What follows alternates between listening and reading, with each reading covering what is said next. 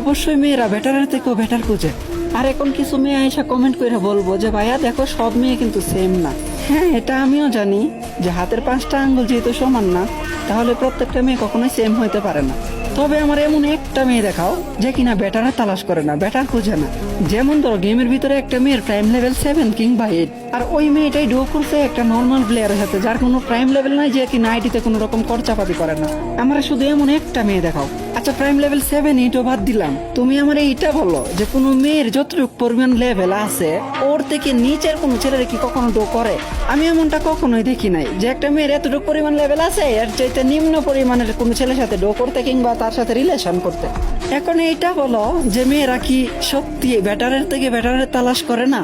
তবে হ্যাঁ, এটা গর্ব করে বলতে পারবো যে ছেলেরা কখনোই বেটারের থেকে বেটারের তালাশ করে না।